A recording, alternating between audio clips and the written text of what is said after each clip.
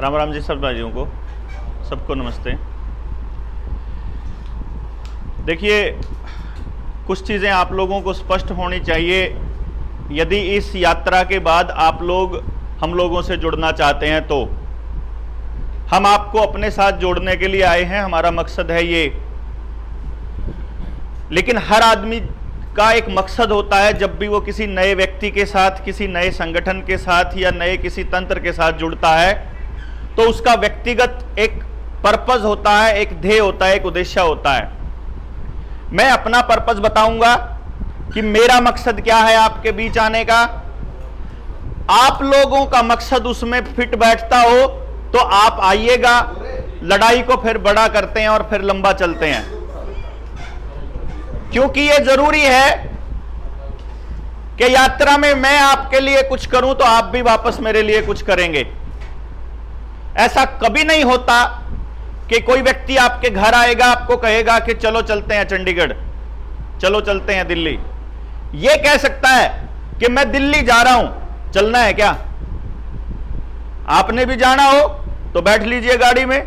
अगर वो मकसद आपका भी लगे, आपको आपका है, तो साथ में आना, और नहीं तो अपना जयराम जी की बढ़िया बातचीत हो जाएगी। अच्छा भाईचारे तो मिल लेंगे, वो बहुत बढ़िया बात है। तो इसलिए एक तो ये स्पष्ट कर दें। दूसरी बात, केवल ट्रांसपोर्टर्स की नहीं, समाज के हर अंग की लड़ाई हम लोग लड़ रहे हैं, जिस ग्रुप का नाम है जनता सरकार मोर्चा। ना ये कोई संगठन है, ना इसका कोई प्रधान है, ना कोई इसका चौधरी है, ना इसका कोई स्ट्रक्चर है। हम लोगों ने यह सोचा कि समाज के कुछ लोग जो बुद्धिजीवी हैं या अकल वाले हैं या हिम्मत वाले हैं, उनकी हिम्मत, उनकी दिक्कत क्या है कि 15 साल से समाज की लड़ाई लड़ रहे हैं। फिर कोई एक आदमी आता है, वो कहता है आ जाओ मेरे झंडे के नीचे, और वो उस आदमी की 15 साल की कमाई को खा जाता है। ये जो खास तौर पे पॉलिटिशियंस होते हैं, खास तौर पे ये संगठन बनाए हुए लोग होते हैं, ये आपकी कमाई को खा जाते हैं जो आपने क्रेडिबिलिटी समाज में कमाई होती है।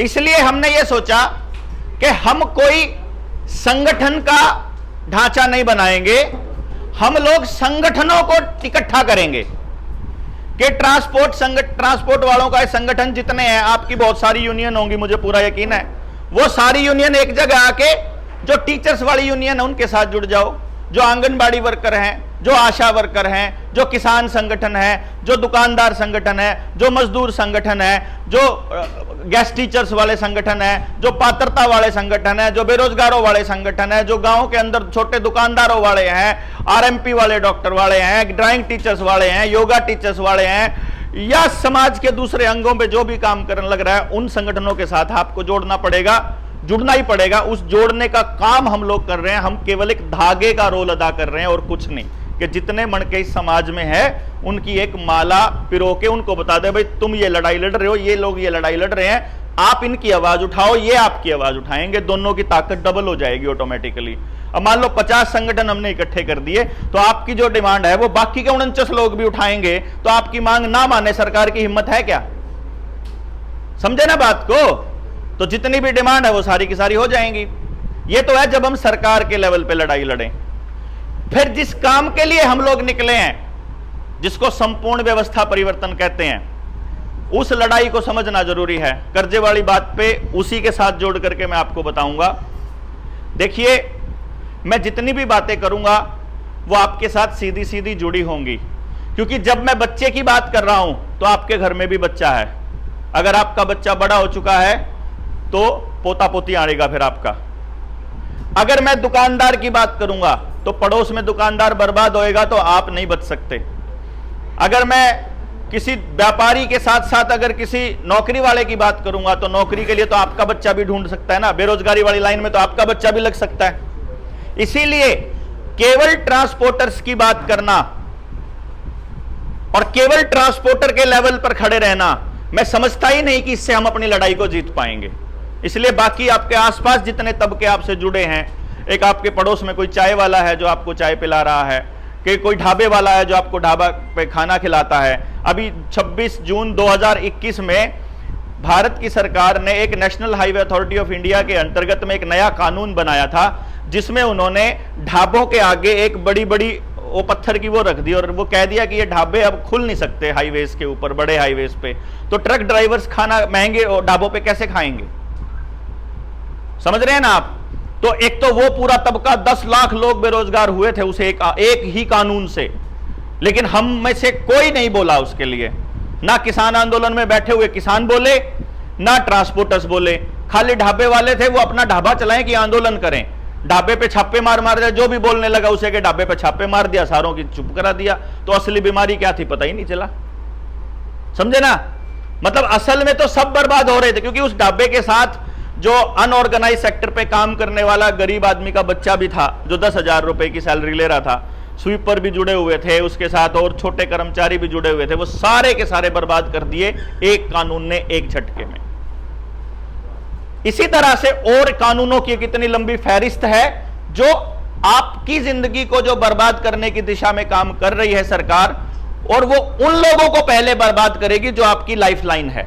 जैसे ट्रांसपोर्टर्स अगर देश की अर्थव्यवस्था की लाइफलाइन है, तो आपकी भी तो लाइफलाइन है।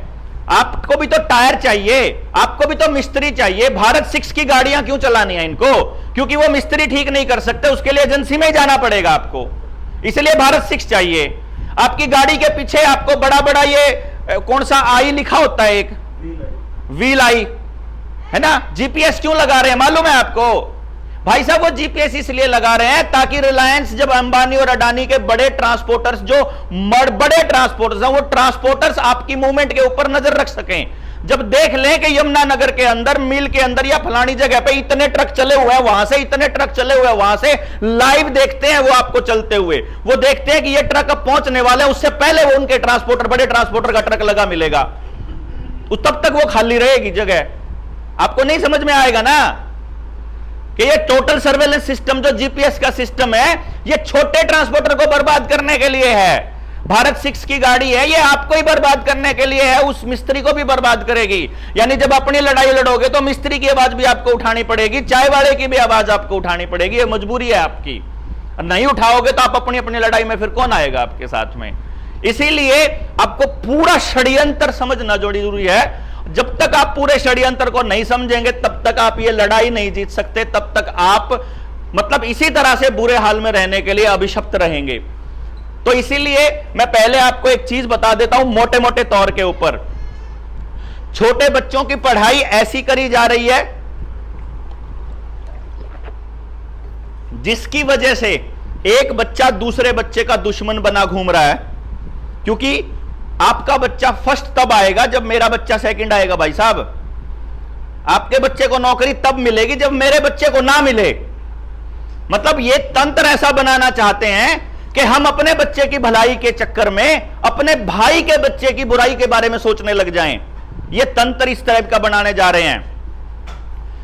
इसीलिए कंपटीशन वाली भावना, फिर किसान के खेत के अंदर पेस्टिसाइड, इंसेक्टिसाइड और यूरिया डालने के पीछे का षड्यंत्र यह है कि अगर पेस्टिसाइड नहीं डालेगा तो आप बीमार नहीं पड़ोगे, और बीमार नहीं पड़ोगे तो आप गाड़ी में बैठ के शहर नहीं जाओगे। अब इस गाड़ी, शहर, बीमार का क्या संबंध है इस चीज के साथ, षड्यंत्र के साथ? जब इराक के ऊपर अमेरिका ने अटैक किया, सद्दाम हुसैन को यह कहा कि इसके पास बायो वेपन है। सद्दाम हुसैन को फांसी लटकाने के उस दौर में और उस युद्ध के दौर में अमेरिका की एक कंपनी ने इराक की कुछ तेल कंपनियों के ऊपर, तेल के कुओं के ऊपर कब्जा कर लिया था। उस कंपनी का नाम है रॉकफेलर फाउंडेशन। यह बड़ा समझने की बात है। आप सब ट्रांसपोर्टर्स के साथ बिल्कुल सीधी कनेक्टेड है, क्योंकि ये जो व्हील्स आई जिसकी मैं बात कर रहा हूं, इसके तार, ये जो जीपीएस वाला जो सिस्टम है, इसके तार सीधे वहीं रॉकफेलर के साथ जुड़े हुए हैं। 60% से ज्यादा तेल के कुओं के ऊपर रॉकफेलर फाउंडेशन का कब्जा है। उसी रॉकफेलर फाउंडेशन ने 1971 में भारत की सरकार को एक प्रपोजल दिया था कि आपके पास अनाज नहीं है, जो कि झूठ था, प्रोपेगेंडा था कि देश में अकाल पड़ा था। यह बिल्कुल प्योर प्रोपेगेंडा था, जैसे पिछले 3 साल से आपके साथ प्रोपेगेंडे चल रहे हैं। समझ आ गया होगा ना कि वो बीमारी, वो लॉकडाउन, वो जो पूरा ड्राइव था, वो घर घर दस्तक, सब प्रोपेगेंडा था। लेकिन अखबारों में क्या लिखा गया है आज? अगर जब आप मर जाएंगे, आप और हम जब निकल लेंगे इस दुनिया से, तो 50 साल बाद जब हमारे पोता जब गूगल करेगा ना कि 2020 में क्या हुआ था 2019 में, तो अखबारों में यह लिखा मिलेगा कि एक बहुत बड़ी बीमारी आई थी और एक प्रधानमंत्री ऐसा था जो असलियत में तो जाहिल है, असलियत में तो आदमखोर है, लेकिन अखबारों में यह छपा मिलेगा कि उसने बचाई थी दुनिया। समझ रहे हैं आप बात को? अखबारों में यह मिलेगा। तो जैसे उस टाइम की 1970 की 1960 की खबरें, जो अकाल वाली खबरें हैं, वो अखबारों में, क्योंकि इतिहास में अखबारों से देखेंगे हम खबरें, ये आपका पोता पोती भी इतिहास से देखेगा। आज जो हम लोग बोल रहे हैं ये इतिहास में कहीं दर्ज नहीं होगा। हम किताब लिख भी जाएंगे तो वो किताब को सारी को खरीद लेंगे, गायब करते रहेंगे मार्केट से। पब्लिक के पढ़ने के पास ना तो पब्लिक के पास टाइम है इन सच्चाइयों को देखने का, ना रिसर्च करने का टाइम है, इसलिए आपके पास सच्चाई नहीं आएगी। तो हमारे देश में भूखमरी थी, हमारे देश में इतना अनाज नहीं होता था, यह झूठ है। 1860 के दौर में पूरी दुनिया के अंदर 48% का एक्सपोर्ट, पूरी दुनिया के एक्सपोर्ट का 48% अकेला भारत के रीजन से होता था। पूरी दुनिया की जीडीपी का 24% अकेला भारत होता था, जो आज 0.03% पे है। समझ गए ना? तो इसलिए आपके बीच में यह प्रोपेगेंडा चलाया उन्होंने प्रोपेगेंडा चला करके प्रधानमंत्रियों को यह कहा। अब मैं इस बात को समझिएगा, यह हमेशा से सारे राजनेताओं के साथ ऐसे होता है। पहले एक प्रधानमंत्री बनाया जाता है, पहले से सेटिंग करके, मुख्यमंत्री, मंत्री, मंत्रालय पूरा लॉबिंग करके बनाया जाता है। बनाने से पहले जो आदमी उनको फंडिंग करता है वो बताता है कि मेरा प्रोपेगेंडा तुमने आगे लेके जाना है। प्रधानमंत्री कहता है इस प्रोपेगेंडा को पब्लिक कैसे मानेगी, तो वो फिर बताता है कि इस पूरे प्रोपेगेंडा को मनाने के लिए मेरे पास मीडिया नाम का एक हथियार है। क्योंकि आप देखोगे मीडिया आप में से किसी के दोस्त रिश्तेदार का नहीं है, मेरे भी दोस्त रिश्तेदार का नहीं है। मीडिया जिसका है वो बहुत बड़े उद्योगपति हैं, वो उद्योगपति ही कंट्रोल करते हैं पूरे के पूरी खबरों को। अखबार में जो छपता है, टीवी में जो आता है, सोशल मीडिया पे जो आता है, आपके फेसबुक पे जो आता है, यूट्यूब पे जो प्रमोट किया जाएगा, वो सारी चीजें प्रमोट की जाएंगी जो आपको वो बताना चाहते हैं। आपके बच्चे को बलात्कारी बनाना चाहते हैं तो अश्लील वीडियोज आएंगी आपके बच्चे के सामने। अगर आपके बच्चे को वो हत्यारा बनाना चाहते हैं तो ऐसे वीडियो गेम दिए जाएंगे जिसमें सुबह से शाम तक बंदूक चलाता रहे आपका बच्चा। आपके बच्चे को जैसा बनाना चाहते हैं वो वैसी ही चीजें बनाते रहते हैं, और हम लोग आंख बंद करके, क्योंकि बाकी सब खरीद रहे हैं तो खरीदते रहते हैं, क्योंकि वो खरीदने का जो पूरा का पूरा गेम है वो वहीं से मीडिया से ही चलता है। तो वो प्रधानमंत्री को बोलते हैं कि मीडिया हमारा है, हम पब्लिक के दिमाग में जो फीड करना चाहेंगे पब्लिक को फीड कर देंगे, आप टेंशन मत लो। तो प्रधानमंत्री कोई भी निर्णय ले, आप तक या तो उसकी खबर नहीं पहुंचेगी या फिर आपको यह कहना पड़ेगा कि कोई बोलता ही नहीं तो हम क्यों बोलें। जैसे मैं आपको एग्जाम्पल बताता हूं, हमारी परसों तक एक ट्रेनिंग थी जनता सरकार मोर्चा की, जिसमें हम पूरा षड्यंत्र डिटेल में समझाते हैं, जिसमें 3 दिन भी थोड़े पड़ जाते हैं। तो आज आधा घंटा 1 घंटे की बातचीत में तो हम पूरी बात बता नहीं पाएंगे, लेकिन एक छोटी सी बात मैं आपको बताता हूं। उस पूरी बातचीत में हमने एक बात कही कि भाई कोई भी लड़की जो है वो मां बनने लायक हो जाती, उसके जो शरीर डेवलप होना शुरू होता है उस दिशा में, वो 14 साल से शुरू होता है और 16 तक वो परिपक्व हो जाता है। हमारे बड़े बुजुर्गों ने भी हमारी बच्चियों की शादी करने की, लड़कों की शादी करने की उम्र 14-16 के आसपास ही रखी हुई थी। इन्होंने कहा कि 18 साल कर देते हैं। 18 साल वाले में उम्र को लेकर के कुछ चीजें फैलाई, उन्होंने देखा कि यार बच्चियों का सत्यानाश नहीं हो रहा, तो प्रोपेगेंडा चलाओ कि लड़कियों को भी पढ़ने दिया जाए और नौकरी करना दिया जाए। हमारी बहू जो घर में काम करती है वो घर में किसी की नहीं सुनती है, लेकिन जब वो बस में बैठकर जा रही है, वहां उसके साथ में कितनी भीड़ में उसके साथ क्या दुर्व्यवहार हो रहा है, बेचारी बताने की हिम्मत नहीं करती, नहीं तो घर वाले नौकरी छुड़वा दें, कह देंगे ऐसी ऐसी जिंदगी से तो रहने दो। तो वो चलता रहा, फेमिनिज्म के नाम पर पूरा प्रोपेगेंडा चला करके इन लोगों ने ऐसे हालात बुलाए कि हमारी लड़कियां लेट शादी करने लग गई, कि पहले हम लोग करियर बनाएंगे फिर शादियां करेंगे। तब तक शरीर भी जवाब देना शुरू कर देता है, बच्चों की हेल्थ भी खराब होनी शुरू हो जाती है, खुद की हेल्थ भी खराब होनी शुरू हो जाती है। और उसकी वजह से इन्होंने एक कानून पास किया अभी 2-3 साल पहले कि लड़की की शादी की उम्र 21 साल है। होनी चाहिए, और ये होगी 21 से पहले शादी करोगे तो मां बाप को जेल होगी, जैसे पहले 18 साल से पहले थी। क्या ये कानून आपने मांगा था? बताइए जरा एक बारी, आपने मांगा था क्या? लेकिन इसी कानून में एक और चीज है, क्या आपको मालूम है कि यह कानून बन चुका है? आप में से किस किस को मालूम है? किसी को है मालूम?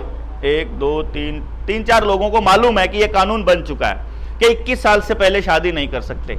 इसी कानून में एक बात लिखी हुई है कि आपकी बहन, आपकी बेटी 16 साल की उम्र में किसी लड़के के साथ लिव इन में रह सकती है। समझ रहे हैं? लिव इन में रहेगी तो आप नहीं कह सकते, वो उसका कानूनन अधिकार है। यानी कि आपकी लड़कियों के चरित्र को वो क्या बनाना चाहते हैं कि आपको इससे समझ में नहीं आ रहा? अबॉर्शन की लीगल उम्र 16 साल कर दी कि आप अबॉर्शन करवा सकते हो अगर आपने शादी नहीं की है तो। शादी किए बिना सब कुछ चल जाएगा, आप शादी के बाद भी एक्स्ट्रा मैरिटल अफेयर कर सकते हो, यह कानून बना दिया। समझ गए आप बात को? मतलब आपका पूरा पूरा सामाजिक ढांचा तहस नहस हो जाए, इसका पूरा इंतजाम किया in the name of you, आपके नाम पर, क्योंकि आपकी चुनी हुई सरकार थी ना। इसका मतलब जो वो निर्णय ले रही है, अगर आपने विरोध नहीं किया तो इसका मतलब है कि आप उससे सहमत हैं। तो आपके नाम पर उसने कानून बनाया जो आपके बच्चों को बर्बाद करेगा, लेकिन आपको मालूम नहीं है कि करें क्या।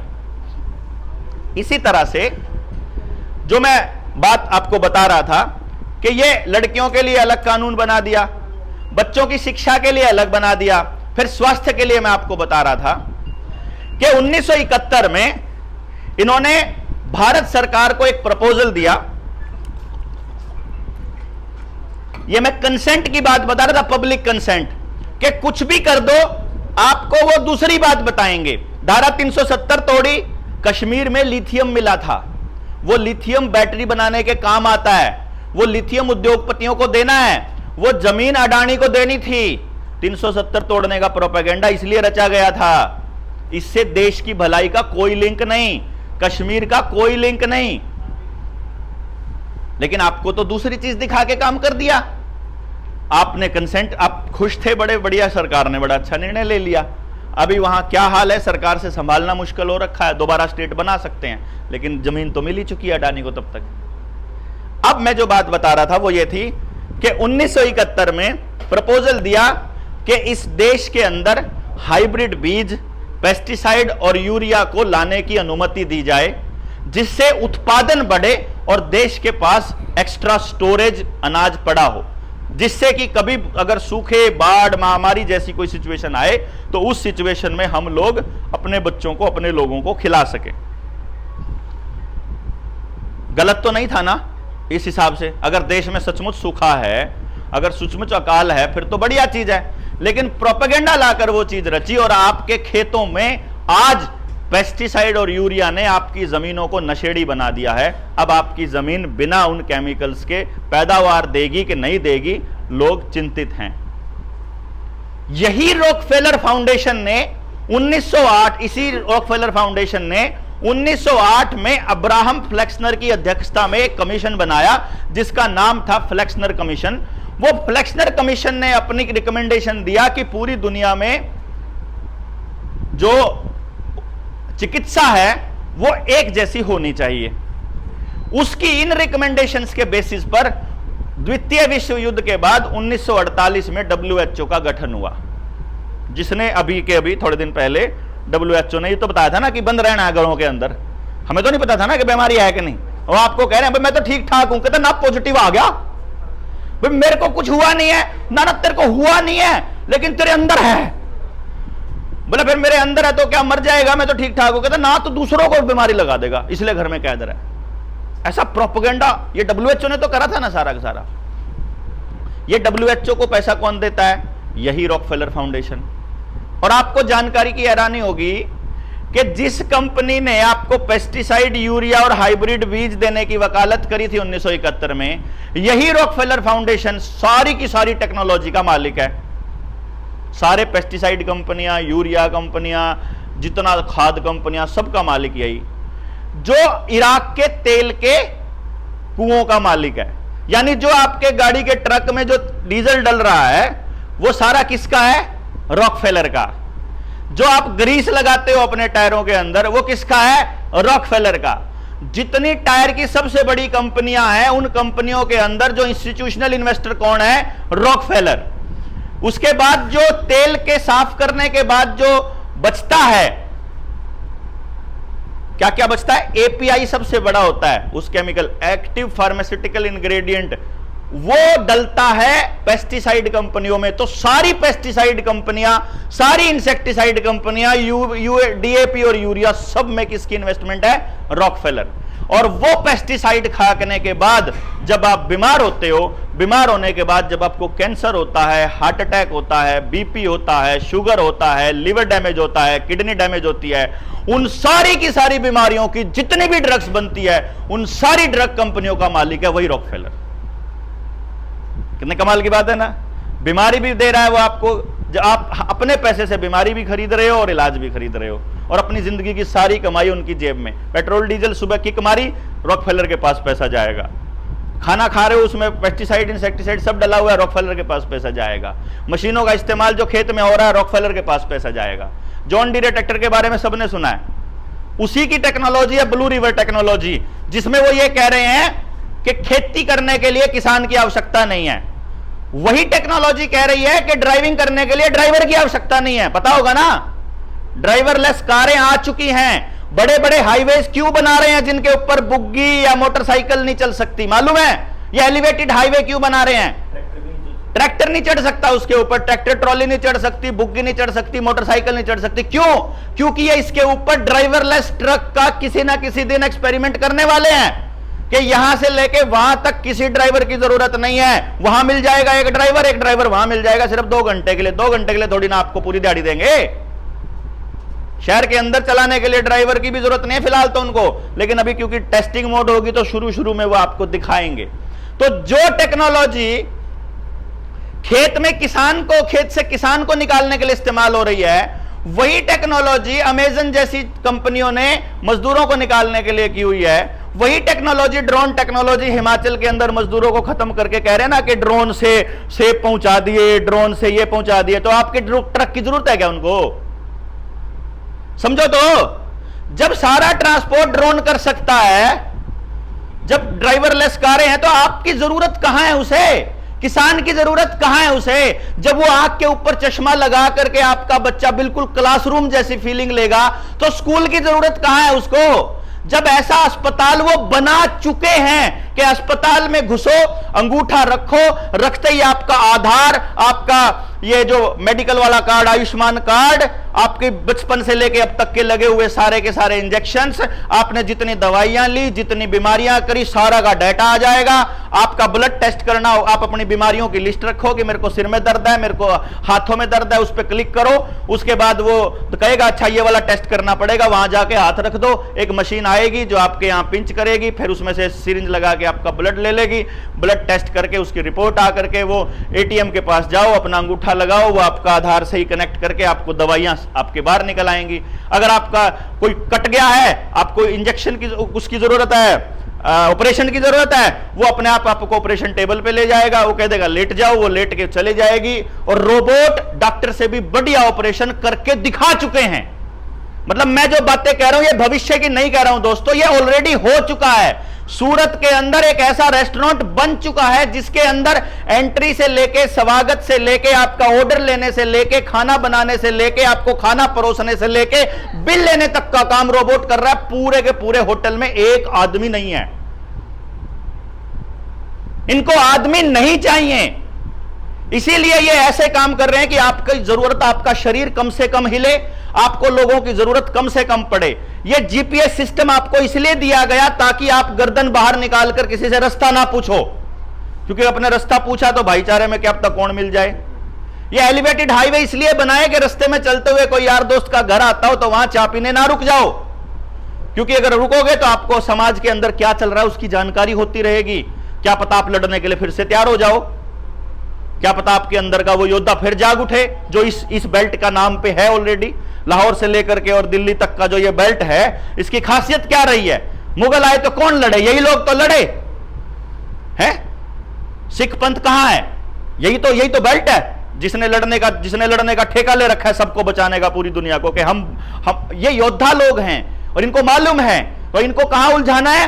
पैसे में उलझाना है। इनकी औलाद को कहां उलझाना है? टीवी में उलझाना है। टीवी से पीछा छुड़े तो मोबाइल में उलझाना है। मोबाइल से पीछा छुड़े तो नशा देना है। नशे की सप्लाई बरकरार रहनी चाहिए। एक एक गांव में 2-2 ठेके खुलने चाहिए। ठेके से काम ना चले तो भुक्की पचाओ, भुक्की नीचे काम नहीं चले तो और दूसरे, मतलब जितना कबाड़, जितने नशे हो सकते हैं वो सारे पचाओ। क्या आपके गांव में सारा नशा नहीं पहुंच रहा है? चिट्टे तक भी आ गया, चिट्टा तक भी घुस चुका है आपके गांव के अंदर। अगर गांव में घुस चुका है तो आपका घर कितनी दूर होगा भाई साहब, अंदाजा लगा लो आप। ज्यादा दूर नहीं है। इन्होंने सारे के सारे तंत्रों के ऊपर इस तरह से रणनीति चला रहे हैं और ये इस चीज पूरे खेल का नाम है न्यू वर्ल्ड ऑर्डर, जिसको प्रधानमंत्री 3 बार बोल चुका है। लाल किले की प्राचीर से बोल चुका है, अपने भाषण में बोल चुका है, अपने संसद में बोल चुका है। वो कह चुका है कि आने वाले वक्त में एक नया वर्ल्ड ऑर्डर आएगा जिसमें एक देश होगा, एक रंग होगा, एक कानून होगा, एक तरीका होगा। आप अपनी मर्जी से ना किसी चीज को पूजा कर सकते हो, ना हिंदू पूजा कर पाएगा, ना मुस्लिम पूजा कर पाएगा, ना सिख पूजा कर पाएगा, ना कोई और अपने तरीके से पूजा नहीं कर पाएगा। पूरी दुनिया का एक धर्म होगा जिसका नाम होगा क्रिस्लाम, क्रिश्चियन और इस्लाम का मिला हुआ धर्म, जिसके लिए यह पूरा गेम चल रहा है। और ये ऑलरेडी डिक्लेयर कर चुका है। पोप के आगे जाकर के सारे धर्मगुरु वहां जाके नतमस्तक हो चुके हैं। सारे देशों के प्रधानमंत्री इसको कर चुके हैं। New world order, 1 world 1 government. आज आप जाओगे बड़े बड़े शहरों के अंदर, G20, 1 world 1 health, 1 world 1 card, 1 world 1 tax, 1 world 1 dress, uniform. अभी सीआईएसएफ के कोड में वहां क्या कह रहा था प्रधानमंत्री? सीआईएसएफ की परेड थी, वो कहता है पूरी दुनिया में जितनी फोर्स है सबकी ड्रेस एक जैसी कर दी जाए तो, अगर दुनिया को बॉर्डरलेस बना दिया जाए तो, अगर दुनिया में सब एक ही धर्म को माने, मानवता वाले धर्म को, जिसका नाम उन्होंने क्रिस्लाम रखा है। और उसके बाद उस कानून के अंदर लिखा हुआ है कि अगर किसी के घर में अपने किसी दूसरे पूजा करने वाली अगर तंत्र मिलता है, मैं तो नहीं कह रहा हूं कि ये कोई आदमी है इस टाइम, क्रिस्लाम नाम का इस टाइम कोई धर्म नहीं है, लेकिन इसकी प्लानिंग चल रही है। और मैं पहले से आपको केवल इसलिए बता रहा हूं कि आने वाले टाइम में, जब मैंने वैक्सीनेशन का पूरा सच बताया था, उस टाइम पे लोग मुझे कहते थे ये पागल है, ये पागल है, ये पागल है, ऐसे बोल रहा है। अगर आपने सुना हो तो कभी उससे पहले, तब चिल्ला चिल्ला करके हम कह रहे थे अपने बच्चों को बचा लो यार, ये सरकारें षड्यंत्र कर रही हैं। उस टाइम पे लोग मुझे पागल बोलते थे। और मैं ये कहता हूं कि भाई साहब, अगर बारिश का इंतजाम करना हो, छत के ऊपर मिट्टी डालनी हो, अगर अपने घर में बारिश का इंतजाम, बारिश को रोकना है, पानी को रोकने के लिए इंतजाम बारिश आने से पहले कर लोगे तो फायदे में रहेंगे। क्यों जी? खतरा आने से पहले कर लेंगे तो फायदे में रहेंगे, उसके बाद में अदरवाइज कुछ चीजें गल चुकी होंगी, कुछ चीजें सड़ चुकी होंगी। और ये चाहते हैं कि इस देश के अंदर अव्यवस्था फैले, इस देश में दंगे हों, इस देश के अंदर बुरा हाल हो, भाई भाई से लड़े। कभी कहते हैं कि सिखों को ये आतंकवादी वो बोलते हैं, खालिस्तानी बोलते हैं, कभी जाटों को लुटेरे बोलते हैं, कभी राजपूतों को लुटेरे बोल देते हैं, कभी यादवों को बोल देते हैं, कभी पटेलों को बोल देते हैं। गुजरात में जाओगे पटेल गुंडे हैं इनकी तरफ से, राजस्थान में आओगे तो, मध्य प्रदेश में जाओगे तो राजपूत गुंडे हैं इनके हिसाब से, हरियाणा में आओगे तो जाट गुंडे हैं, पंजाब में जाओगे तो खालिस्तानी गुंडे हैं, सरदारों को कह देंगे। मतलब इन्होंने आपके आसपास आपका स्थानीय दुश्मन खड़ा कर दिया कि ये आदमी है हमारा दुश्मन, हमारे हिस्से की ये खा रहा है। रिजर्वेशन वालों को कह दिया कि ये बिना रिजर्वेशन वाले खा रहे हैं, बिना रिजर्वेशन वालों को कह दिया रिजर्वेशन वाले तुम्हारा हिस्सा खा रहे हैं। मतलब ताकि हर आदमी को अपनी बेबसी, अपनी जो बर्बादी है उसका कारण अपने पड़ोसी में नजर आए, ताकि जब दंगे हों तो आप अपने ही पड़ोसी को मारने काटने निकल चले। यही होता है हर दंगे के अंदर, आप हमेशा अपने पड़ोसियों को ही काटते हो चुन चुन कर कि ले तेरी कसर रह गई थी, पिछले तने बड़ा दुखी कर लिया था। यह हालत वो लाना चाहते हैं और आपके लिए इंतजाम करने के लिए, आपको बर्बाद करने के लिए इन्होंने इंट्रोड्यूस किया था करेंसी का सिस्टम, पैसे का सिस्टम। यानी ये सब कुछ किस आड़ में लेकर आए? इनको पैसा लेकर आए किस काम के लिए? आपके घरों पर, मकान पर, गाड़ियों पर, खेतों पर, यहां तक कि आपके जीवन पर भी कंट्रोल करने के लिए। क्योंकि न्यू वर्ल्ड ऑर्डर का एक ही एजेंडा है, आप पूरी तरह से सरकारों के ऊपर या सिस्टम के ऊपर निर्भर हो जाओ और पूरी तरह से सरकारों के नियंत्रण में हो जाओ। ये नियंत्रण करना चाहते हैं, कंट्रोल करना चाहते हैं, टोटल कंट्रोल। और इसके लिए बहुत बड़ा रोल है पैसे का, रुपए का। अब यहां से शुरू करते हैं जहां से आपकी बर्बादी की कथा लिखी जाएगी आने वाले वक्त में, वो मैं आपको बताता हूं। और अगर आपको मेरी बात में रत्ती भर भी अगर दिखे कि आपने झूठ बोला है कहीं भी, अभी तक तो नहीं बोला है, अभी आपको लगता है तो आप बताइएगा। आप में से किसी के पास 100 रुपए हैं जेब में? हाथ खड़ा करके बताइए। किसी के पास 100 रुपए जेब में है? सबके पास हैं? देना 100 रुपए। अभी आपको मैं इनसे 100 रुपए मांग रहा हूं और ये भाई साहब मुझे अपने बटुए में से निकाल के ये एक नीला नीला कागज पकड़ा रहे हैं और इसी कागज पे लिखा हुआ है कि मैं धारक को 100 रुपए अदा करने का वचन देता हूं। इसी पे लिखा हुआ है। अगर इसके ऊपर 100 रुपए अदा करने का वचन लिखा है, इसका मतलब ये वचन है भाई साहब, जैसे आड़ती आपको पर्ची बना के दे देता है 100 लीटर डीजल की कि मैं धारक को 100 लीटर डीजल अदा करने का वचन देता हूं। वो डीजल ये भाई ले ले या ये भाई ले ले या ये भाई ले ले, कोई फर्क नहीं पड़ता। वो पर्ची जो लाके तो उसको पकड़ा देगा, उस पेट्रोल पंप वाले ने तो उससे लेना, आड़ती से लेना पैसा, उसको क्या फर्क पड़ता है कौन दे रहा पर्ची? जो पर्ची दे देगा उसी को। ऐसा ही होता है जी, हैं? और हमारे बड़े बुजुर्ग जितने बैठे हैं सबको पता है कि ये 100 रुपए नहीं है, ये 100 रुपए का नोट है। नोट मतलब पर्ची, पर्ची मतलब हुंडी, हुंडी मतलब वायदा। ये गवर्नर का वायदा है, रिजर्व बैंक ऑफ इंडिया के गवर्नर का वायदा है कि जिस भी व्यक्ति को अपने 100 रुपए लेने हो आप बैंक में जाइए और जाकर के ले लीजिए। लेकिन इस पे नहीं लिखा हुआ कि आप अपने पैसे ले सकते हो, कहां से लेना है। एक नोट है हमारे पास जो ये कहता है कि कहां से लेना है। 1968 से पहले का अगर किसी के पास 10 रुपए का नोट हो, 100 रुपए का नोट हो, 5 रुपए का नोट हो, बाकी के रुपए भी दे देना, दे दो कोई बात नहीं। अगर किसी के पास हो, जैसे ये 5 रुपए का नोट है, अभी हमारे पास 3 नोट हैं, मैं आपको बताऊं, आपको समझना पड़ेगा, बड़े गौर से समझिएगा, क्योंकि जब तक ये समझ में नहीं आया आपको कुछ समझ में नहीं आएगा। ये एक नोट है 1 रुपए का, इसके ऊपर लिखा हुआ भारत सरकार। इस पे कहीं भी ये नहीं लिखा हुआ कि मैं धारक को 1 रुपया देने का वचन देता हूं। ये 1 रुपया है।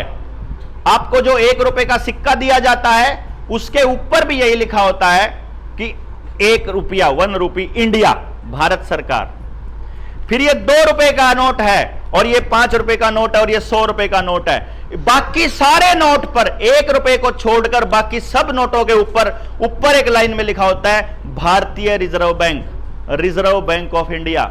इसका नाम रिजर्व क्यों रखा गया मालूम है आप लोगों को? यह 1934 में बना था। 1934 में किसकी सरकार थी?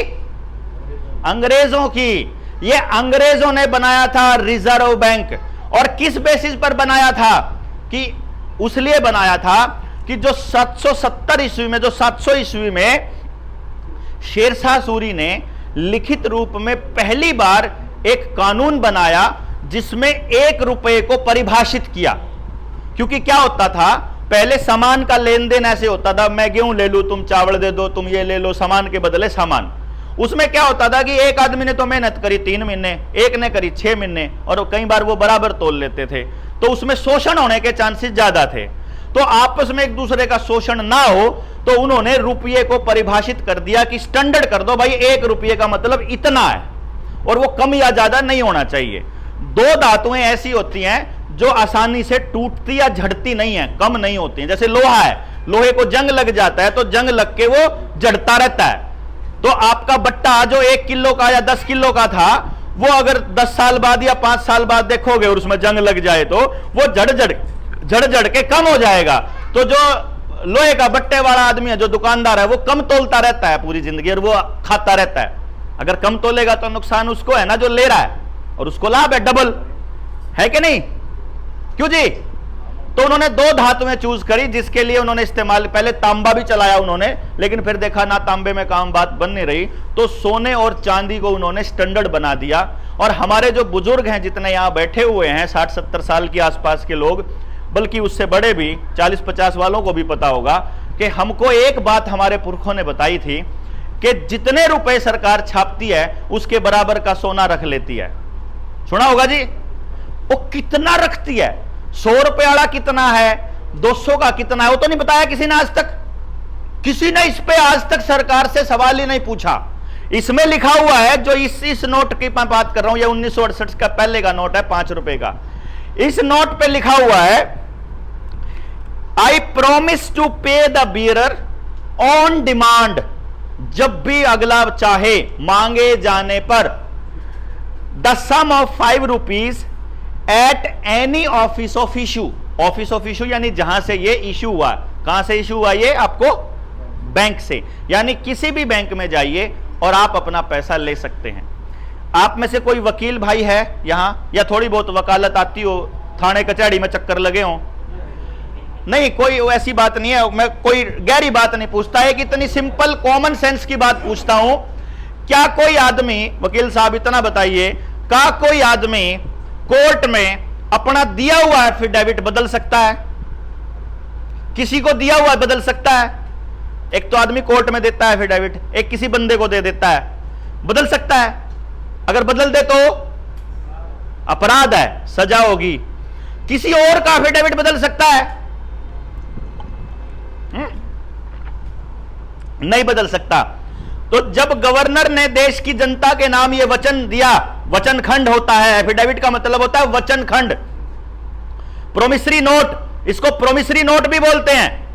प्रोमिस किया, तो गवर्नर के प्रोमिसरी नोट को 1968 के बाद इन लोगों ने बदल दिया। इसमें से 2 चीजें काट दी, at any office of issue काट दिया और ऑन डिमांड काट दिया, और सिर्फ इतना रख दिया कि मैं धारक को, यानी कि I promise to pay the bearer the sum of rupees, बस इतने रुपए देने का वचन देता हूं। इसका मतलब पहला अपराध भारत की कौन सी सरकार ने किया, इस बात का हिसाब मांगने का आपको हक है कि नहीं है? है। अब दूसरी चीज बताता हूं मैं आपको। आपसे किसी ने कहा कि ये 100 रुपए हैं, लेकिन अब आपको पता चल गया कि ये 100 रुपए नहीं है, तो हमने सरकार से पूछा आरटीआई डालकर, हमने मतलब जनता सरकार मोर्चा के एक साथी हैं हमारे, मेरी रिसर्च नहीं है ये, इन भाइयों में से किसी की नहीं है, उन्हीं की है, उन्हीं के नाम पे है। अभी हम उनको नहीं लेके आते पब्लिक के सामने इतना। उन्होंने सरकार से ये पूछा, इसके लिए बड़ा टाइम रखा हुआ, हमने डेट रखी हुई है, जिसके लिए हम पूरी सरकारों से हिसाब मांगेंगे, जितनी लूट हमारे साथ हुई है, जितना कर्जे के नाम पे हमारे को बर्बाद किया गया। हमने पूछा कि जो तुम ये वायदा करते हो हमसे कि मैं 100 रुपए अदा करने का वचन देता हूं, ये 100 रुपए क्या हैं हमको बताओ, क्योंकि आपको बड़ा समझना पड़ेगा। करेंसी नोट, बैंक नोट में फर्क होता है और रुपए में फर्क होता है। तो सरकार ने हमको बताया, कागजों में बताया, जो आज के टाइम पे भी वैलिड कानून है, पेपर करेंसी एक्ट 1882 और कॉइनेज एक्ट 1906, जिसको उठाया पूरा का पूरा रिजर्व बैंक ने यूं का यूं, और उसमें लिखा हमारी आईपीसी में कि जिस भी व्यक्ति ने अगर रुपए की वैल्यू को कम किया तो उसको 8 साल से लेके आजीवन कारावास तक की सजा हो सकती है। उस कानून के मुताबिक हमारे 1 रुपए की कीमत है 777 मिलीग्राम सोना, यानी लगभग 0.25 ग्राम सोना, जिसकी आज की जो कीमत है वो 4700-4800 ये कागज के नोट के बराबर है। 4700-4800 रुपए नहीं बोलूंगा मैं, ये रुपए के जो नोट है 4700-4800 रुपए के नोट जो चलन में है, जिनको आप रुपया सोचते हैं, क्योंकि पहले वो सोने और चांदी के जो सिक्के चलते थे, उसका एक खेल समझिएगा आप। सोने और चांदी के सिक्के से मान लो एक सुनार है, इसको समझिए, एक सुनार ने आपके लिए सिक्के बनाने शुरू कर दिए। क्योंकि मैं जो बात बता रहा हूं उस दौर की बता रहा हूं जब हर गांव में एक सुनार होता था, वो आपको सोने और चांदी के सिक्के बनाकर दिया करता था। चांदी और सोने के सिक्के चाहे बेढंगे हों, उल्टे पुल्टे होते हों, लेकिन उसका वजन पूरा होता था 11.66 ग्राम, पूरा 1 तोला होता था। क्यों जी, किसी ने देखा सुना होगा जी जरूर। वो क्या करने लगा, आपने सुना, वो क्या करने लगा कि जितने रुपए आपने कमाए वो उतने के सिक्के आपसे ले लेता था। कोई अनाज है, कोई दिया, तो इस तरह से लेन देन में सिक्के चला लो, सामान का लेन देन की बजाय स्टैंडर्डाइज कर दो, वो स्टैंडर्ड कर दिया। अब कुछ दिनों के बाद, ये कहानी एक कहानी के तौर में भी देखिएगा, कुछ दिनों के बाद सुनार ने कहा कि रे ये जो सोने चांदी के सिक्के जेब में लिए घूमता है, इसका बहुत बड़ा वजन है, तू एक काम कर, अपने जितने सिक्के तू चाहे मेरे को दे जा, 100 सिक्के दे जा और 100 रुपए की पर्ची ले जा, 1-1 रुपए की पर्ची, जिससे भी देना हो या पर्ची दे दिए और वो आके अपना चांदी आपकी ले लेगा। क्यों जी, संभव है भाई। उन्हें पर्ची दे दी और वो अपने सिक्के वहां रख लिए। रिजर्व बैंक ने हमारा सोना चांदी रख लिया। सुनार के साथ रिजर्व बैंक को पैरेलल लेके चलने लगो, क्योंकि यही हो रहा है जो मैं अभी बताने जा रहा हूं। थोड़े दिनों के बाद क्या होता है, मैंने भाई को सोना देना था, 2 चांदी के सिक्के देने थे, मैंने 2 चांदी के सिक्कों की पर्ची दी और पर्ची भाई को दे दी।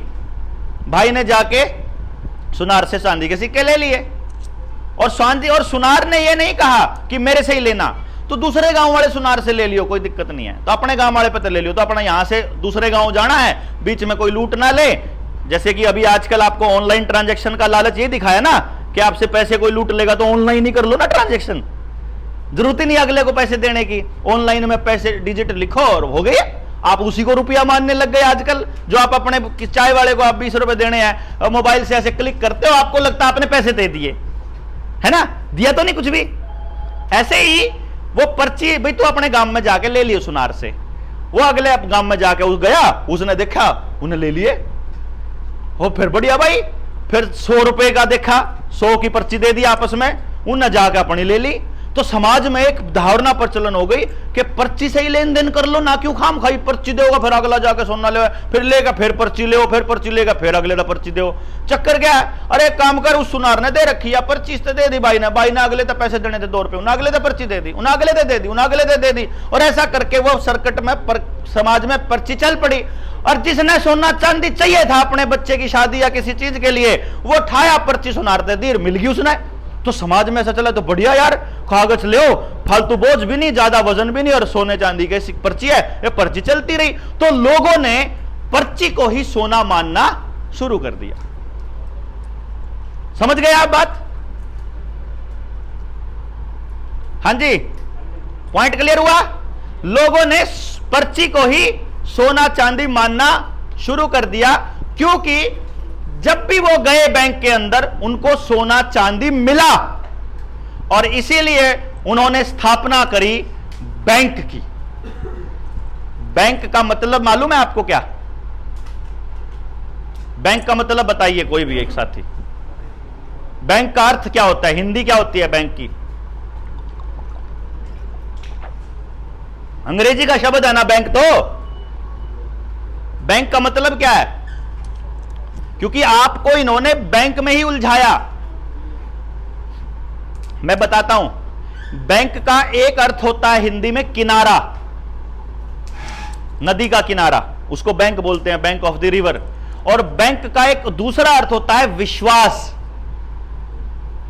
इन्होंने बैंक बनाए, और बैंक शब्द का नाम विश्वास भी होता है। तो आपने विश्वास किया उनको ऊपर और लेन देन करना स्टार्ट कर दिया पर्चियों के अंदर ही। 1947 में जब अंग्रेज भारत छोड़कर गए, तो जितना भी सोना चांदी हमारा प्रचलन में था, उन्होंने कहा कि अब तुम आजाद देश के नागरिक हो, अब तुमको अपना मुद्रा छापनी है, तो जो हमारे वाली मुद्रा है हमको दे दो। तो उन्होंने अपने वाली मुद्रा सोना चांदी इकट्ठा किया, गाड़ियों में लादा, 3.4 लाख टन के करीब सोना लादा। और वो जो पटड़ियां बना रखी थी रेल की, आपको लगता है ये विकास के लिए बनी थी? ये सामान ढोने के लिए बनी थी दोस्तों। जो आज ये एलिवेटेड पटड़ियां नहीं बनाई है मोदी जी ने, जो ये एलिवेटेड हाईवे बने हैं, नए हाईवे बने हैं, ये सामान लाने ले जाने के लिए, ट्रकों के लिए बने हैं, ये लोगों के लिए नहीं बने हैं। और वो ट्रक भी वो होंगे जो ऑटोमेटिक चलने वाले, ये आपके लिए नहीं बने, ये आपने नहीं मांगे रोड। ये वाले जो आप मांगते हो वो तो आपको मिलेगा ही नहीं, आपके गांव वाला तो टूटा हुआ मिलेगा, बनेगा सिर्फ वो, तैयार रहेगा वो। तो अंग्रेज अपना सोना चांदी यहां से ले गए और हमको पकड़ा गए कागज के टुकड़े, 1 रुपए का, 2 रुपए का, 5 रुपए के, 10 रुपए के सिक्के चला दिए। 1988 तक भारत की सरकार के पास रिजर्व बैंक में कितना पैसा पड़ा था, कितना सोना पड़ा था उन चांदी, उन सिक्कों के बदले, उन नोटों के बदले, आज तक किसी के पास कोई हिसाब किताब नहीं है। फिर सरकार ने सोचा कि लोगों का भरोसा ना टूट जाए, तो 1988 के बाद उन्होंने सोना चांदी खरीद कर रिजर्व बैंक में रखना शुरू किया। लेकिन मोटी बात जो वहां से शुरू होती है कि सुनार ने सोचा कि अब तो मौज हो गई, अब तो लोग मेरी पर्ची को ही रुपया मानने लग गए। तो सुनार ने एक पर्ची छाप दी 5 रुपए की, एक पर्ची बना दी 2 रुपए की और अपने बहनोई को दे दी कि ले 5 रुपए की पर्ची, और कुछ सामान ले लिए, क्योंकि वह पर्ची तो सुनार की है और लोग भरोसा करते हैं। अब वो जो है सुनार ने 1000 रुपए की पर्ची छाप कर अपने रिश्तेदारों में बांट दी। अब वो रिश्तेदार किसी भी दुकान पे जाएं, उस पर्ची में उनको सामान मिल जाए, क्योंकि वो दुकानदार तो मानता है कि ये पर्ची तो सुनार की है और वह तो जायज है। तो उसने 1000 रुपए की पर्ची चला दी। लेकिन सोना कितने का पड़ा है? 100 रुपए का। तो मान लो आप अपने 10 रुपए का सोना लेने गए, सुनार के पास 100 रुपए का तो पड़ा हुआ है ना, उसमें से 100 रुपए जो है उसमें से 10 का आपको दे दिया। यानी कि मार्केट के अंदर पर्चियां इस टाइम 1100 रुपए की हैं, लेकिन सोना सिर्फ 100 रुपए का पड़ा है और वो पैसा घूम रहा है। सोना सुनार के पास नहीं है। आप में से कुछ लोग अगर अपना सोना लेने सुनार के पास जाओगे तो सुनार आपका हिस्सा दे देगा। इसी भरोसे में और लोग भी अपना सोना वहां जमा कराते रहेंगे। तो वो 100 की जगह उसके पास 1000 हो जाएगा। जिस दिन सुनार के पास 1000 रुपया हो जाएगा, सुनार अपने रिश्तेदारों के लिए 10,000 की पर्ची छाप देगा। क्योंकि जिस टाइम नोटबंदी हुई थी मेरे दोस्तों, उस टाइम 2-2 हजार के डबल नोट छपे थे। और आपको ध्यान हो, 2000 के नोट हर बीजेपी कार्यालय से बदले जाते थे, हर बीजेपी कार्यालय में। पता है ना आप लोगों को ये? अभी अभी पिछले हफ्ते की खबर है, 2 हफ्ते पहले की, 88,000 करोड़ रुपए के नोट रिजर्व बैंक में छपे, लेकिन किसी बैंक तक आज तक नहीं पहुंचे। मालूम है ना, ये खबर छपी थी, अभी की रिसेंट की बात बता रहा हूं मैं आपको। तो सुनार ने इतने नोट छाप दिए और सोना उसके पास पड़ा खाली 1000 रुपए का, तो 10,000 का। तो अब आपके साथ ये ठगी है कि ईमानदारी है, पहले ये बता दो। क्योंकि वो जो उसका रिश्तेदार है सुनार का, उसके पास जो पर्चियां हैं, वो उनसे आपकी जमीन खरीदने आएगा। जमीन का असली रेट 2 लाख है, लेकिन आपको बोलेगा तू 4 लाख बोल, तू 8 लाख बोल, तू 15 लाख बोल, तू जो रेट कहेगा वो मिलेगा। आपको दिए थे ना 1980-90 के दशक में रुपये ऐसे, आपकी जमीनों के रेट ऐसे। क्या आपकी जमीन के रेट पहले 2 लाख 3 लाख में किल्ला नहीं मिलता था? अचानक आज हमारी जमीन का रेट 50 लाख कहां से हो गया? वो 50 लाख में खरीदने की हिम्मत किसकी है? जिसके पास पर्चियां ही पर्चियां हैं भाई साहब। क्योंकि जमीन एक ऐसी चीज है जो आदमी को भूखा नहीं मरने देती, और उनको किसी भी कीमत पर आपकी जमीन चाहिए। इसलिए वो आपकी खेती को तो हमेशा कमजोर करेंगे, ताकि आप खेती छोड़ के दुकानदारी करो, नौकरी करो, गाड़ी ले लो, ट्रांसपोर्ट करो, बस खेती ना करो। क्योंकि खेती से बाहर जाओगे तो ही तो आपका बच्चे को बाहर भेजोगे, तभी तो जमीन को ये कहोगे कि जमीन में कुछ नहीं रखा, तभी तो वो आपकी जमीन लेंगे ना। और थोड़े दिनों के बाद पता चले और एक दिन 8 बजे कोई आए देश का प्रधानमंत्री और बोल दे कि भाई अब जो तुमको ये पर्चियां दे रखी है ये लीगल टेंडर नहीं है, आज रात 12 बजे से। ऐसे कैसे हो गया भाई? सोना दे रखा था इसके बदले में। भाई रिजर्व बैंक में हमारे बदले में सोना पड़ा है, वो सोना दो हमारा, अगर लीगल टेंडर नहीं है तो। लेकिन वो पर्ची किसी भी दिन लीगल टेंडर नहीं है, फिर नया लीगल टेंडर आ जाएगा, फिर नया लीगल टेंडर आ जाएगा, फिर नया आ जाएगा। और जो असली चीज, जो कानून बने हुए हैं, उनके बारे में आपको पता ही नहीं। तो फिर आपको फंसाना है चक्रव्यूह में, तो आपको फिर चक्रव्यूह में फंसाएंगे, लोन के चक्रव्यूह में।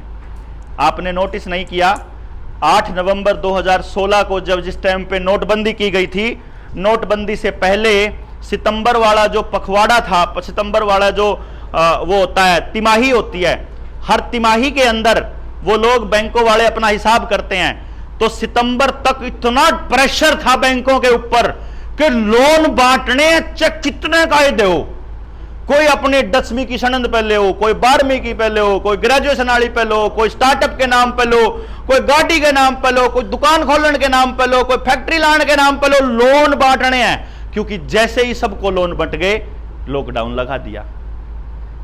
लॉकडाउन लगा तो बिजनेस ठप हुआ, बिजनेस ठप हुआ तो अब आप पे करने की पोजीशन में नहीं हो, तो उन पर्चियों के बदले में जो फर्जी बना रखी हैं आपको उन्होंने आपकी जमीन हड़प ली, आपकी दुकान हड़प ली, आपकी गाड़ी हड़प ली, आपका ट्रक, अब आपका ट्रक दे दिया, आपको लोन दे दिया, लेकिन ट्रक चलने नहीं देंगे तो आपको देना पड़ेगा ना वापस।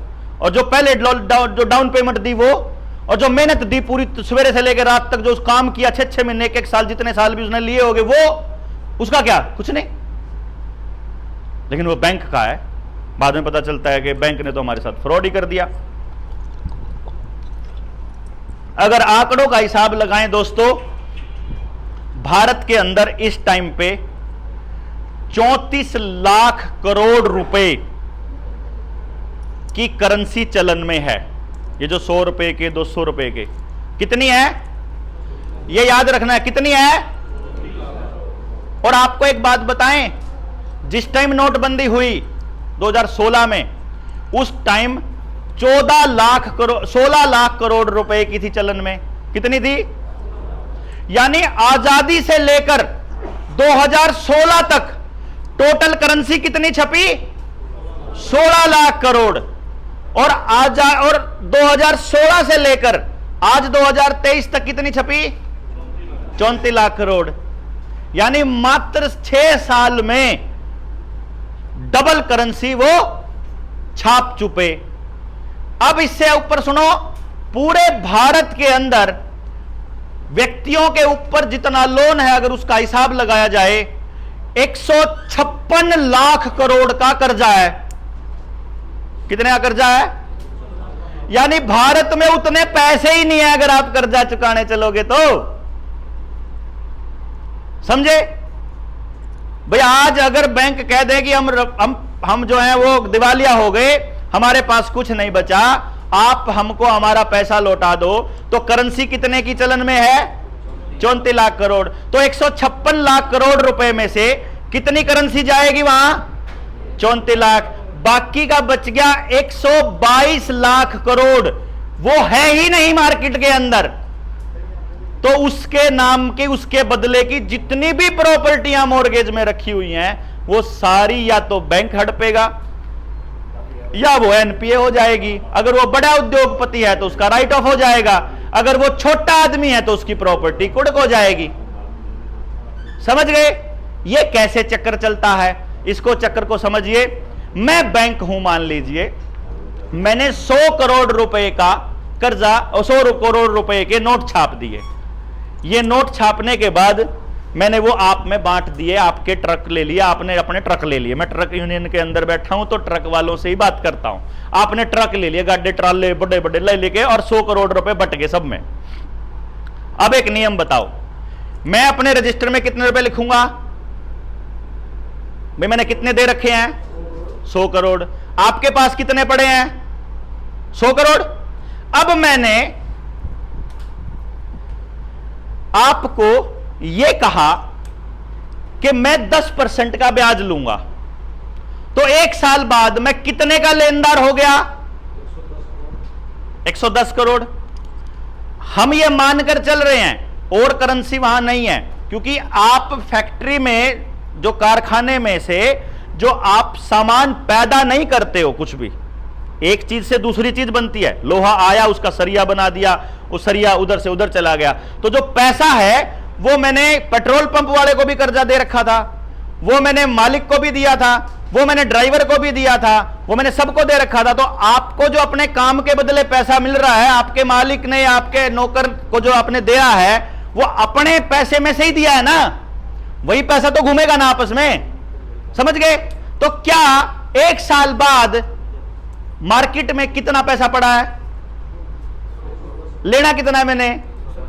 मार्केट में तो 100 करोड़ है। मैंने नए नोट तो छापे नहीं अभी, मैं तो 100 करोड़ के छापे हैं। मैं पहले दिन की बात कर रहा हूं, अभी उससे पहले मार्केट में नोट नहीं है, क्योंकि कभी ना कभी तो ऐसा हुआ होगा ना भाई। दोस्तों सुनो, कभी ना कभी तो मार्केट में ऐसा हुआ होगा कि मार्केट में कोई नोट नहीं है, पहली बार नोट छपे, 100 करोड़ के छप गए और मैंने ब्याज लेना है।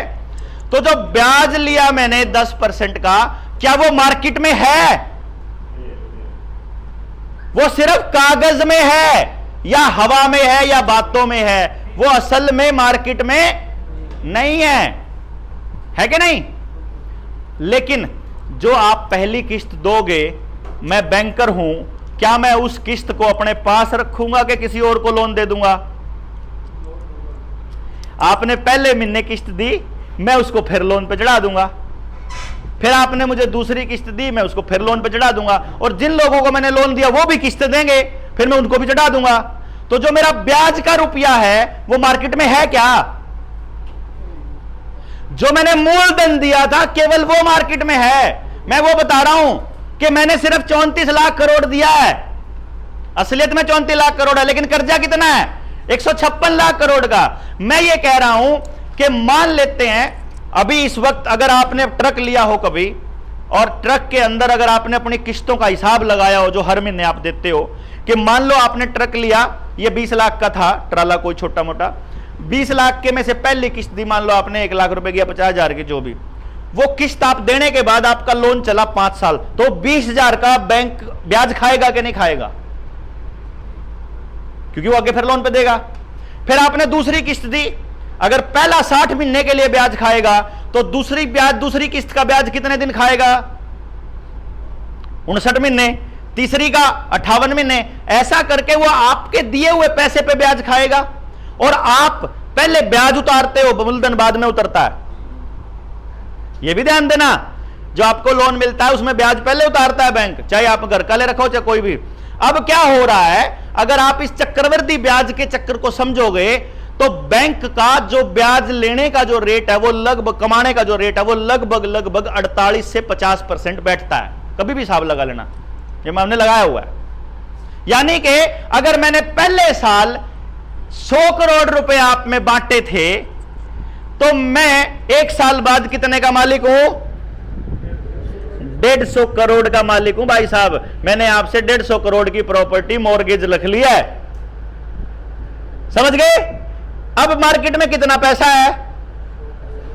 अगर 100 करोड़ है, अगर मैंने 1 साल बाद सारा पैसा वापस लेना हो तो मार्केट से कितना पैसा आएगा? कितना आएगा वापस? है ही नहीं, 100 ही ले रखा। यानी कि 50 करोड़ रुपए की प्रॉपर्टी पहले साल ही हजम कर सकता हूं मैं, समझ गए बात है? लेकिन अगर वो 150 करोड़ पे फिर ब्याज पर चढ़ा दूं, तो अगले साल मैं 325 करोड़, अगले साल में 400 सवा 400 करोड़। ऐसा करके अगर मैं 50% का रेट मान रहा हूं, इसको अगर करते जाएंगे तो आप अंदाजा लगाइए कि बैंक माला माल होता जाएगा, और जो मालिक है उसकी प्रॉपर्टी, जो जनता है उसकी प्रॉपर्टी बैंकों के पास मॉर्गेज होती चली जाएगी।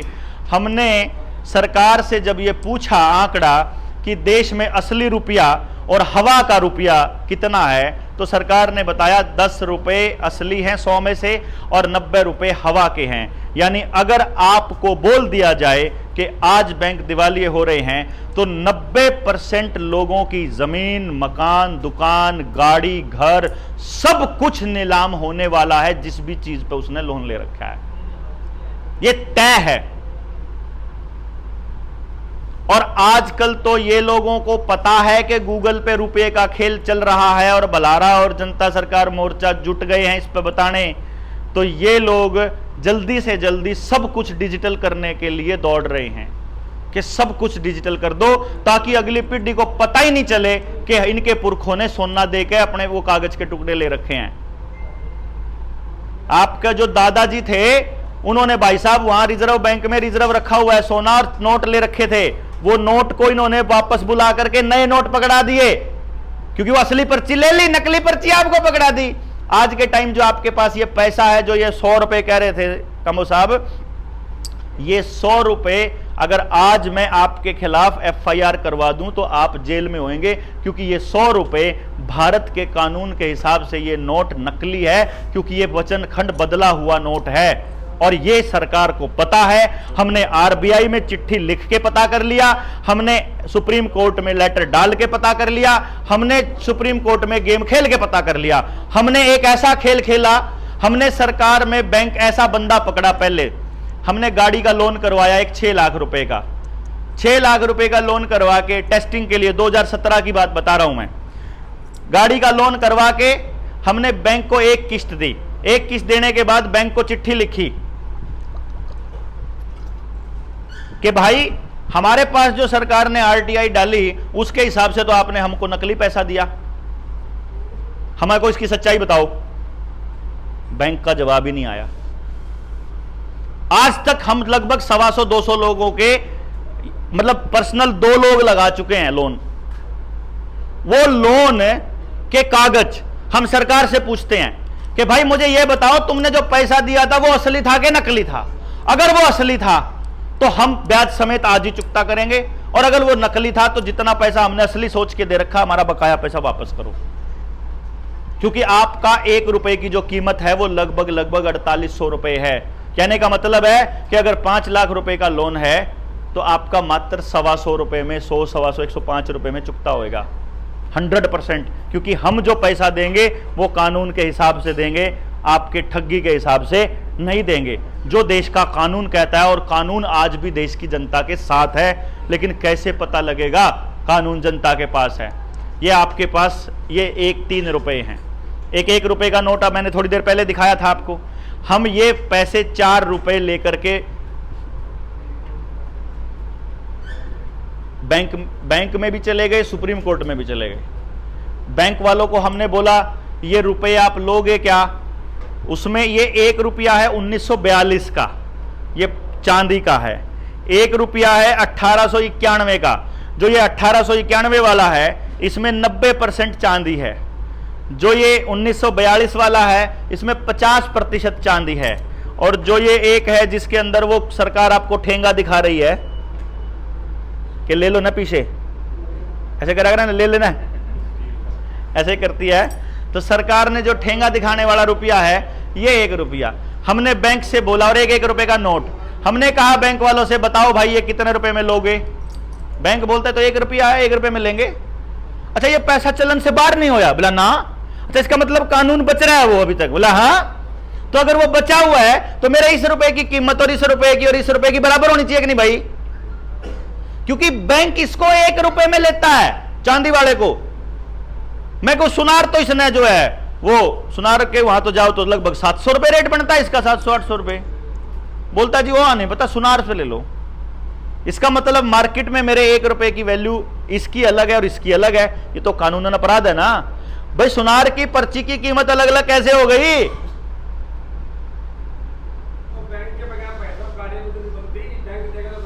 मैं बता रहा हूं आपको मेरे दोस्त, ये तो आपको वहम है कि बैंक के बगैर नहीं होता। 60 लाख की गड्डी जेब में 60 रुपए गड्डी कहां से आएगी? वो तो बैंक वाले लोन करेगा तो गड्डी आएगी। अब मैं आपको एक खेल बताता हूं दोस्त। बैंक वाला लोन मांग करते कोई गड्डी लेना। मैं समझ आता हूं। क्या पूरी मार्केट में क्या आप ये बात में बैंक है तो सब कुछ है। पूरी मार्केट बैंक है तो सब कुछ है। बहुत बढ़िया। मैं आपको एक बात बताता हूं दोस्तों, आपकी पूरी मार्केट में क्या कोई ऐसे 5 लोग हो सकते हैं जो उन्होंने लोन ले रखा है, वो अभी तक चुकता कर रहे थे, लॉकडाउन में उनका काम धंधा ठप हो गया और अब वो लोन चुकता करने की पोजीशन में नहीं है, और उनको रोज बैंक वाले आके परेशान कर रहे हैं या उनके मतलब उनको तंग कर रहे हैं, और रोज बैंक वालों के फोन आ रहे हैं। ऐसे 5 लोग मिल सकते हैं क्या अपने पास? 1 तो ये 2 3 4 5 ऐसे लेवल पे पहुंचे हुए जिनका अब पे करने का जुगाड़ ही नहीं है ऐसे लोग तो मार्केट में। आप एक काम करो, हम आपके कागज लगा के बैंक वालों से पूछते हैं कि भाई हम आपका पे करना चाहते हैं, हम हिसाब करना चाहें, वहां आप लोग अपने कागज लाने में तैयार हो? भाई देखो सब कुछ हो लिया ना, कोर्ट केस चल रहा तो और बढ़िया, कोर्ट में ही पूछेंगे हम। मैं आपके सामने ऑन रिकॉर्ड बोल रहा हूं, और आप अपने दोस्तों को भी बता देना। मेरा नंबर है 9518170000, 959518170000। आप इस पे व्हाट्सएप करोगे तो कि भाई हमारा इतने का लोन और इस टाइप का मेरा ये है। आपने अपने लोन अकाउंट की स्टेटमेंट, लोन अकाउंट एक अलग होता है जिस पर गाड़ी ले रखी, लोन अकाउंट की स्टेटमेंट और बैंक का नोटिस बस ये 2 चीज पीडीएफ में भेजनी है और मुझे वॉइस मैसेज में बता देना है कि हम इस लोन तक पेंडा छुटाना चाह वहां, और उसमें लिख देना अपना नाम, गांव का नाम, वो सब तो लिखोएगे ना, परिचय, तो वो परिचय लिख के आप भेज दो। हम आपका एक केस लगाते हैं। हमारा केस लगने के बाद अगर रिकवरी वालों का फोन आ जाए तो हमारा कान पकड़ लेना, अगर बैंक वालों का फोन आ जाए तो हमारा कान पकड़ लेना, अगर बैंक मैनेजर आपके घर आ जाए तो हमको बोल देना, अगर आपकी गाड़ी कोई रास्ते में रुकवा ले तो हमको बता देना। भाई साहब, बैंक के पैरों के नीचे की जमीन खिसक जाती है कि इन आदमियों को पता चल गया मेरे फ्रॉड का। मैं ये नहीं कह रहा हूं कि बैंक ने आपको कुछ नहीं दिया। अभी तक ये जो मैंने आपको 100 रुपए की पर्ची और पर्ची के बदले नोट का जो धंधा था ना, आपको भरोसा दिलाया गया कि आपके जीवन के लिए बैंक जरूरी है, भाईचारा जरूरी नहीं है। आपने भाइयों से पैसे खा खा के बैंकों को भर दिए, आपने भाईचारा खराब करके बैंक की किस्तें चक्कर में कि भाई थोड़े दिन में चल जाएगा काम, उधर से अब भाईचारे का भी नहीं दिया जा रहा और बैंकों का भी नहीं दिया जा रहा। यह तंत्र एक दिन ध्वस्त होने वाला है, इसको दुनिया की कोई ताकत नहीं रोक सकती भाई साहब, कोई ताकत नहीं रोक सकती। आपका 90% लोगों की कोई जमीन मकान आप लोग बचा नहीं पाओगे। किसान के सारा जमीन किसान क्रेडिट कार्ड के नाम पे जमा है बैंकों के अंदर, कागज हर शहर के अंदर हर घर पे लोन है। अब गांव का लाल डोरा तोड़ के हर उसके ऊपर लोन देने की तैयारी चल रही है। आपने डंगरों पे भी लोन ले रखे हैं, जोड़ पे भी लोन ले रखे हैं, खेत में काम करने के नाम पे फसल पे भी लोन ले रखे हैं, आपने अपनी गाड़ी पे भी लोन ले रखा है, बाइक पे भी लोन ले रखा है, और जो क्रेडिट कार्ड यूज करता है उसके तो कच्चे पे भी लोन है।